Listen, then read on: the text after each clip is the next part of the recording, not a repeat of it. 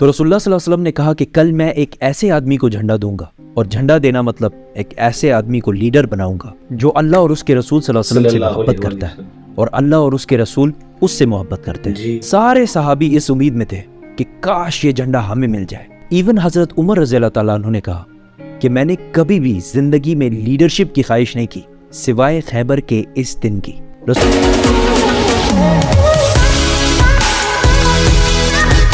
अस्सलाम वालेकुम दोस्तों, welcome to react with AZ. कैसे हैं आप लोग? उम्मीद है खैरियत से होंगे। मैं हूं असद और एक बार फिर एक और नई वीडियो के साथ आपकी खिदमत में हाजिर हूं। आज जिस वीडियो के ऊपर मैं रिएक्ट करने वाला हूं उसका टाइटल है बैटल ऑफ खैबर और ये कोहिस्तानी चैनल की वीडियो है। तो वीडियो स्टार्ट करने से पहले आप सबको रमजान का महीना बहुत बहुत मुबारक हो। तो चलिए वीडियो को स्टार्ट करते हैं, पर वीडियो को एंड तक जरूर देखिएगा। सुलह हुदैबिया के बाद आखिरकार मुसलमानों ने अपनी अटेंशन यहूदियों की तरफ की, क्योंकि यहूदी हर टाइम मुसलमानों के खिलाफ कोई ना कोई साजिश जरूर कर रहे हैं। खंदक की लड़ाई भी इन्हीं यहूदियों ने शुरू कराई थी। हुदैबिया से पहले इन पर हमला करना इम्पॉसिबल था, क्योंकि अगर मुसलमान इन पर हमला करने का सोचते तो मक्का वाले मुसलमानों पर हमला कर सकते थे। हुदैबिया की एग्रीमेंट के बाद मक्का वालों से 10 साल तक कोई लड़ाई नहीं होनी थी, तो यहूदियों से जान छुड़ाने का ये बेस्ट टाइम था। और यहूदियों का हेडक्वार्टर था खैबर। खैबर का किला पूरे अरब में सबसे ताकतवर किलों में से एक था। अरब ऑलमोस्ट सारा ही डेजर्ट है, लेकिन खैबर में फार्म्स और फ्रूट्स और ये चीज़ें बहुत ज़्यादा थी जिनको पूरे अरब में एक्सपोर्ट कर दिया जाता, और उससे जितना पैसा बनता था उस सारे को यहूदी इस किले में सेव करके रखते थे, क्योंकि उनको पता था कि खैबर को फतह करना इम्पॉसिबल है। मुसलमानों ने बहुत ही सीक्रेटली खैबर पर हमले की तैयारी शुरू कर दी, लेकिन मदीना के मुनाफिकों ने पहले ही खैबर वालों को बता दिया कि भाई सिर्फ 1500 लोगों की फौज तुम्हारे तरफ आ रही है और तुम लोग तो वैसे भी बहुत ज़्यादा हो, आराम से इनको हरा देना। यहूदियों ने भी इस खबर को बहुत लाइटली लिया। यहूदी एक दिन सुबह अपने खेतों पर काम करने निकले तो अचानक सामने मुसलमानों की फौज खड़ी थी, तो वो चीखने लगे कि मोहम्मद आ गया है, मोहम्मद आ गया है, और भाग कर वापस किले में चले गए। खैबर मदीना से ऑलमोस्ट 150 किलोमीटर दूर है।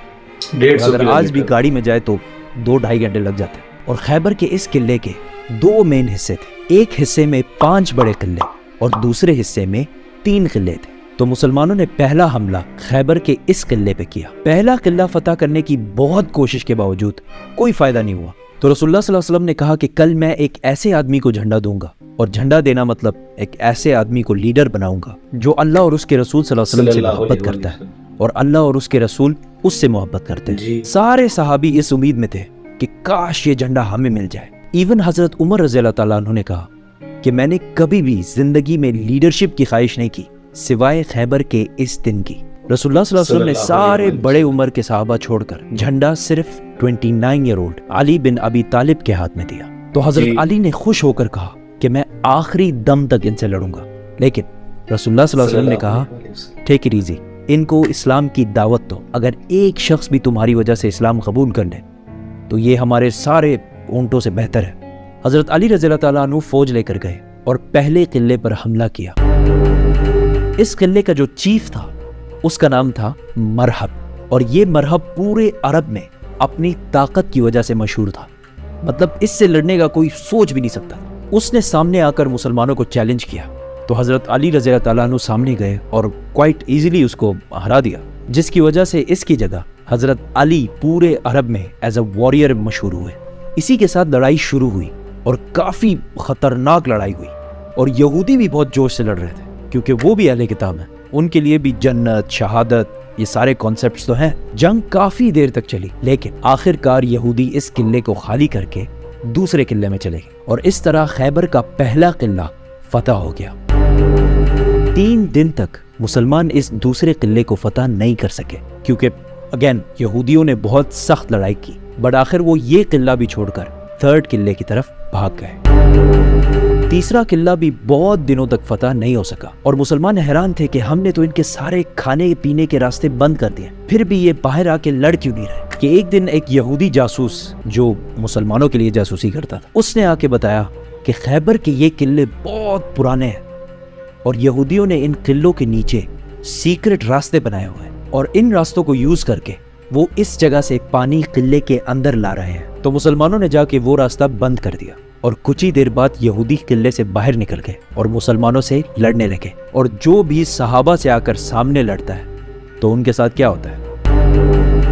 3 قلعے فتح کرنے کے بعد چوتھا قلعہ بھی مسلمانوں نے اسی طرح آسانی سے فتح کر لیا اور یہودی چوتھے قلعے کو بھی چھوڑ کر 5ویں اور آخری قلعے کی طرف چلے گئے. 5واں قلعہ فتح کرنا امپاسبل تھا کیونکہ یہ ایک پہاڑ کے اوپر بنا ہوا تھا اور جو بھی اس کے پاس جاتا یہودی اس کو تیر مار مار کے بھگا دیتے. اسی لیے یہودیوں نے اپنے عورتوں اور بچوں کو بھی اسی قلعے میں رکھا تھا اور یہودیوں کا سارا مال، گولڈ، سلور، ایوری تھنگ، سارا کچھ اسی قلعے میں پڑا ہوا تھا.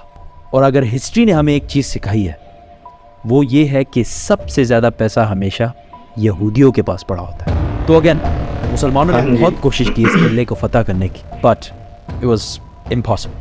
یہاں پہ اور کوئی راستہ جب نہیں تھا تو رسول اللہ صلی اللہ علیہ وسلم نے ٹیکنالوجی کا فل یوز کرتے ہوئے ریمز اور کیٹاپلٹس کو سامنے کیا اور یہودیوں پر بمباری شروع کر دی اور اس قلعے کے دیواریں توڑنے لگے. اور بہت کوشش کے بعد آخر کار قلعے کی ایک سائڈ کی دیوار گر گئی اور یہ دیکھتے ہی مسلمانوں نے فل فلیج حملہ کر دیا اور یہودی عورتوں، بچوں، گولڈ، سلور سب چھوڑ کے وہاں سے قلعے کے دوسرے حصے میں بھاگ گئے. اب یہاں پہ کچھ ہسٹورینز کہتے ہیں کہ آخری کے 3 قلعوں نے سرنڈر کیا اور کچھ کہتے ہیں کہ 2 نے سرنڈر کیا اور ایک کے ساتھ لڑائی ہوئی بٹ دیٹ ڈزنٹ میٹر. خیبر فتح ہو گیا. آخر یہودیوں نے سخت لڑائی کے بعد سرنڈر کر دیا اور رسول اللہ صلی اللہ علیہ وسلم نے ان سب کو معاف کر دیا. لیکن خیبر میں جتنا بھی فوڈ اور فروٹس کی پروڈکشن ہوتی ہے اس کا ہاف مسلمانوں کو دینا ہوگا، جس پر یہودیوں نے خوشی سے ایگری کیا. خیبر سے مسلمانوں کو اتنا گولڈ اور اتنا پیسہ ملا کہ ایسا ہو کہ آج پاکستان میں اچانک تیل ڈسکور ہو جائے اور سارا کچھ بدل جائے. ایون حضرت عمر رضی اللہ تعالیٰ عنہ نے کہا کہ ہجرت کے 7 سال بعد پہلی بار خیبر میں ہم نے پیٹ بھر کر کھانا کھایا. جو مسلمان مکہ سے ہجرت کر کے مدینہ آئے تھے ان سب نے اپنے مدینہ کے بھائیوں کو پیسے واپس کر دیے. خیبر کی اس جیت نے مسلمانوں کو ایک غریب کمیونٹی سے عرب کی سب سے پاورفل اور رچ کمیونٹیز میں سے بنا دیا. اب یہاں پہ ایک کوشچن ہے، عرب میں اتنے یہودی آئے کہاں سے؟ اور مکہ میں تو ایک بھی یہودی نہیں تھا. سارے یہودی مدینہ اور اس کے سائڈ میں کیوں رہتے تھے؟ یہ 1000 سال پرانی کہانی ہے. سبسکرائب. اس ویڈیو کے اندر انہوں نے جنگ خیبر کے بارے میں بات کی کہ جنگ خیبر مسلمانوں اور یہودیوں کے درمیان میں ہوئی اور کس طرح مسلمانوں نے ان کے قلعوں کو محاصرہ کیا اور فتح حاصل کی. ان یہودیوں نے اب قلعے کے اندر 5 قلعے بنائے ہوئے تھے. نبی پاک صلی اللہ علیہ وسلم کی صدارت میں مسلمانوں نے وہ سارے قلعوں کے اوپر فتح حاصل کی. پہلے قلعہ حاصل کیا، پھر دوسرا، پھر تیسرا، پھر اسی طرح چوتھا. اور یہودیوں نے جو اپنا مال و دولت، 5واں جو قلعہ تھا جو پہاڑی کے اوپر تھا جس کو فتح کرنا ناممکن تھا، اس کے اندر ساری چیزیں رکھی ہوئی تھی. اور کس طرح وہ پانی کی سپلائی کر رہے تھے اور اپنی چیزوں کی سپلائی کر رہے تھے کہ انہوں نے قلعوں کے اندر سرنگیں بنائی ہوئی تھی. پر اللہ تعالیٰ نے مسلمانوں کو فتح نصیب کی اور انہوں نے خیبر پورے کو فتح کر لیا تھا. بہت زبردست ویڈیو تھی. اگین میں یہ کہتا ہوں کہ ان کی ایڈیٹنگ اور جو نالج ڈلیور کرنے کا جو ان کا سٹائل ہے بہت زبردست ہے. امید ہے آپ کو یہ ویڈیو اچھی لگی ہوگی تو ویڈیو کو لائک کیجئے گا اور شیئر کیجئے گا اور چینل کو سبسکرائب کرنا نہ بھولیے گا. مجھے دیں اجازت، ملتے ہیں اگلی ویڈیو میں. تب تک کے لیے اپنا خیال رکھیے گا. اللہ حافظ.